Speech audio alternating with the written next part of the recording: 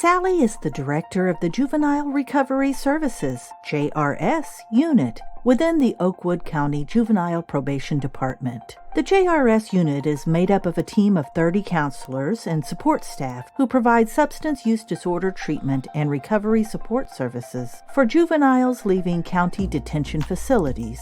While the JRS unit has a good track record of helping juvenile clients suffering from a substance use disorder, there is one key problem keeping Sally awake at night. The problem is 50% of the juvenile clients referred to JRS do not show up for their scheduled intake appointments. Not only does this waste staff time and financial resources, but it also means many young people are not getting the help they need. Sally shared this problem with her managers at a leadership team meeting.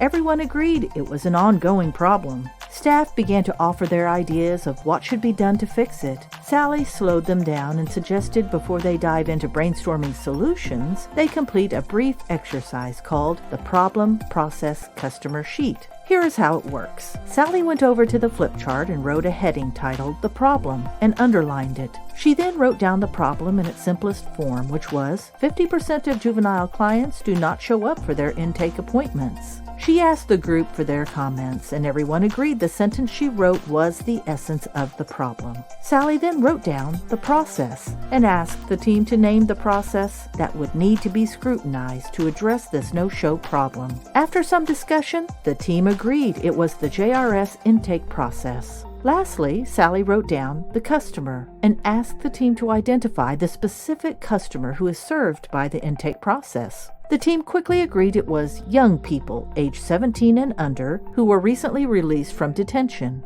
Sally complimented the team for their input and affirmed how important it was that they are all in agreement as to the problem needing fixing, the process to look at first, and the customer with whom the organization needs to better know and understand. Sally went on to tell the group she would like to see a Niatex change project started to address this issue. She said she had been thinking about this no-show problem for some time and wanted to suggest the following aim statement for the change project. Decrease no-shows to intake appointments for juvenile clients leaving detention from 50% to 20% by October. She asked the team for feedback regarding the project aim.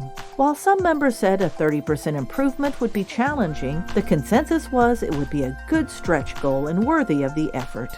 Sally thanked the team and said she would be in touch regarding next steps for the change project. At the end of the meeting, Sally asked Gail, the JRS operations manager, to step into her office.